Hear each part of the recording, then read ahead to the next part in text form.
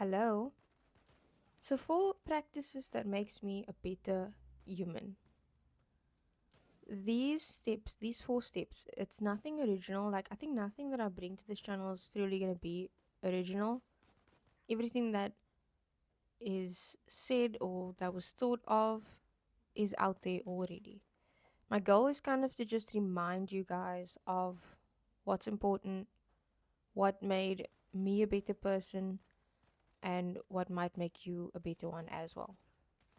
And I struggle with consistency a lot. Not gonna lie to you guys, I don't get all of these perfectly every single day.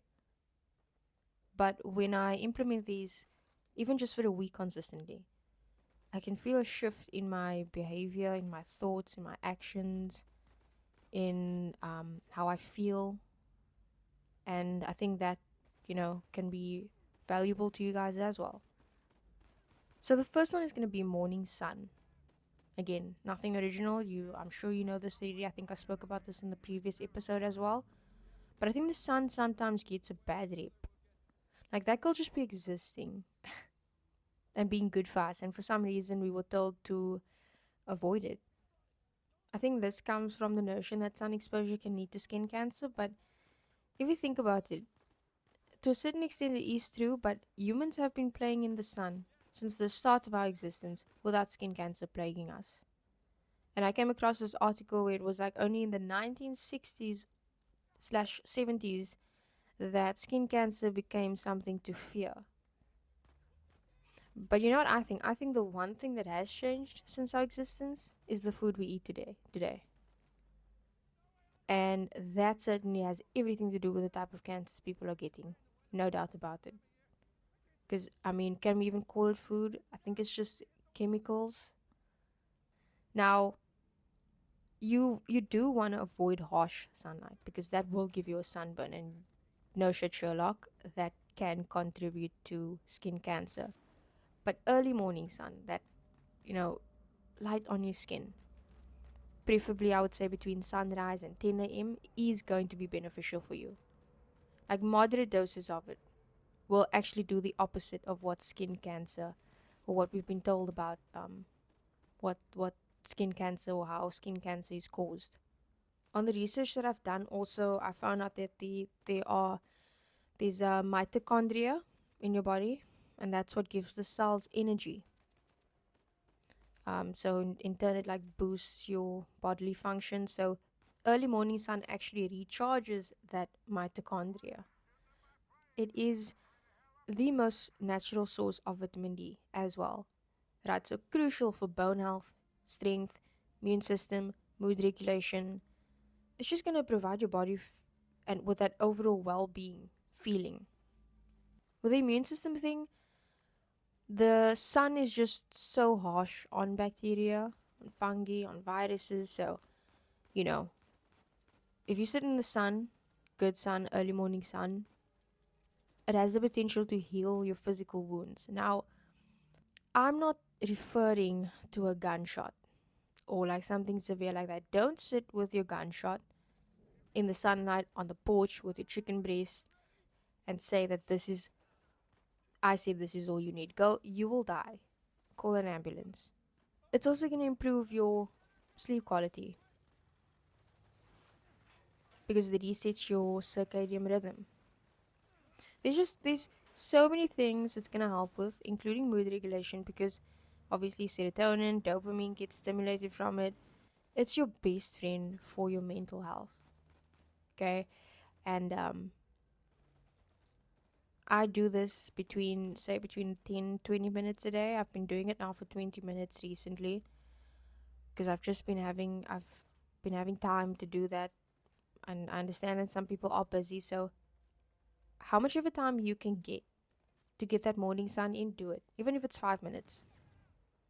Because what usually happens is you go from 5 minutes and then you find the time to do seven, and then you find the time to do 10, and then 12, and 15, and so forth, because you'll start to feel the benefits from it. So start small, and I guarantee you that if it is changing your day, even in a small way, You're going to find a way to keep it consistent. The second one is going to be lifting heavy weights.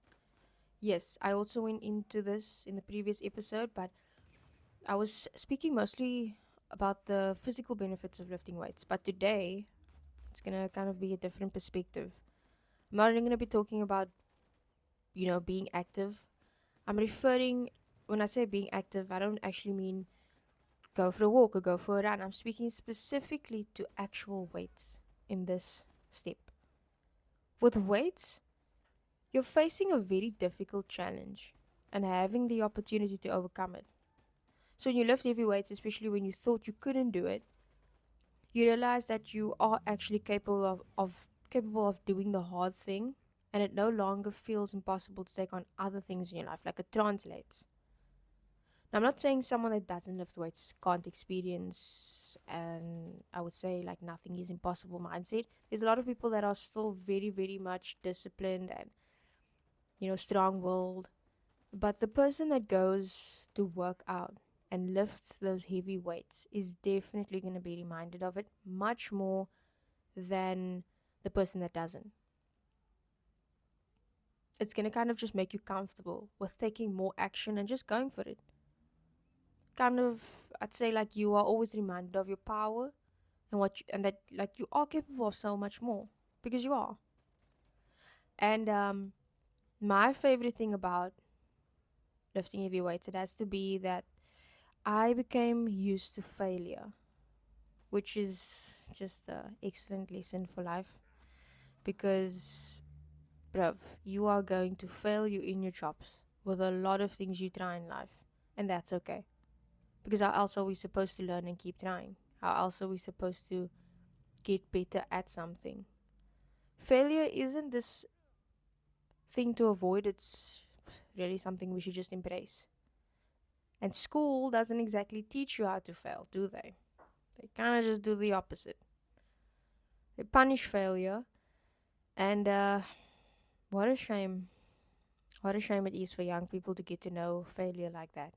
It's like no wonder everyone is programmed to not want to try things that they're not good at. Failure just left a bad impression, and I don't blame them, honestly. There's a lot of unlearning I had to do as well. But, that's what I'm talking about. Lifting weights, heavy weights, is going to remind you that it's okay to fail, because you're going to fail eventually trying to lift the weight. Once you get to like your 6th, 7th rep, maybe your 8th, it's going to feel, so heavy. You're going to let go of the weight, and that's going to be like considered quote unquote failing. And that's okay. Get used to that feeling. The one thing that you're going to do though in the gym that I don't see a lot of people do in life is try again. And I would say the try again muscle is what gets worked in gym, as well as obviously the physical muscle. But that's why I always think of working out and being active as a mental game as well. So don't get me wrong, like failure, it sucks big time. No one wants to fail. But it's the only way that you're going to reach your goals. Trust me. Learn to live with it and learn to lift with it. I didn't think of that. I saw that somewhere else. The third step is going to be protein with every meal. I'm going to go quickly over this one. This one I'm not that passionate about, but I do think it's important. Generally, the recommendation is a gram of protein per pound of body weight. And you can do your own calculations according to how much you weigh. But for beginners, it's really just going to be a fistful of protein with each meal. That's going to serve you just well. So protein by itself stimulates muscle protein synthesis. Simply put, in English, the protein you eat, even without training or working out, it's going to promote building the muscle. Now, of course, you're not going to reach your full potential with lean muscle if you're not going to be training, but it is fascinating to know that a high protein meal or lifestyle is going to stimulate growth. It's going to preserve the muscle. It's also going to help you feel satiated for longer. So, makes you feel fuller. You're not going to want to binge as much or, snack unnecessarily on the side. And That's because it has effect on like several hormones in your body, and those hormones control hunger and the fullness signals in your body. For example, ghrelin is a hormone in your body that signals hunger, and that high protein foods was found to reduce those levels. So I would always suggest getting a quality source of protein like chicken, lean beef mince, beans, fish. It's all gonna be good. There's just again so much studies that support protein having a hand in building lean muscle, for weight loss, for bone health, for satiety, for curbing hunger, retaining muscle, and much, much more. So yeah, why would I not want to take it seriously? And then the last one, it's kind of my favorite one, is going to be visualization and meditation. Researchers has known for a long time through studies and experience that meditation can improve one's overall well-being. It's honestly no secret anymore. It helps with a lot of things you want to tackle. So if you want to practice being more present, meditate. Want to get clear on your goals? Meditate on it. Feeling stressed, breath work paired with meditation. Honestly, at this point, I'm convinced everyone should be meditating because of the benefits. I don't know why it's not prescribed also by doctors. It's just easy. Like it costs nothing and you can do it literally anywhere. If your environment is noisy, you can even just pop in your earphones, your headphones, and put on some meditative instrumentals, and then bam, sorted. So, one of the biggest benefits for me though, it was strengthening my attention span. I needed help with that. My God. Is it so common to have TikTok brain these days? What I mean by that is like lacking focus, constantly looking for the next hit of dopamine. Sometimes your life is in ruins, like no offense, obviously, but sometimes your life is in ruins because you lack focus and you chase cheap dopamine. Doom scrolling TikTok or Reels has become so detrimental to our brains that rotting your brain is even a joke now. I also feel like people are afraid to be alone with their thoughts now. That's something I'm definitely still learning to be okay with, to be bored, I would say. It's so difficult, but meditation honestly helps so much. Ever since I started implementing it, I've been sitting down to do more work without having to look at my phone. Now, I would like to extend the amount of time that I don't look at my phone. Like right now, I do 50 minutes of deep work and then I'm 10 minutes on a break and then 50 minutes deep work, 10 minutes on the break. And what I mean by deep work is no phone, no distractions, just focused on one task only for 50 minutes. And some days I do better than others.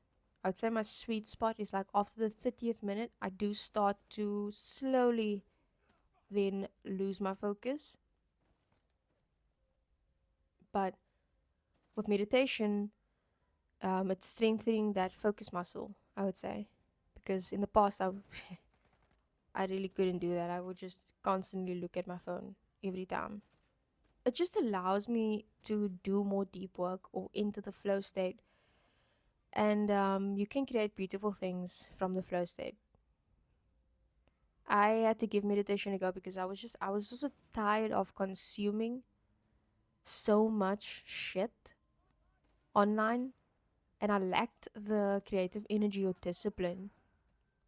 Because the truth is, I want to create more than I consume. And this starts with my attention span and learning to focus my brain on the tasks at hand. So that's kind of the meditation side of things. And when I say visualization, the visualization part is gonna help you with mental rehearsal. So when you're trying to do shit and you overthink the process, visualizing what your actions are gonna be is gonna be such a hack. For example, I'm gonna use going to the gym.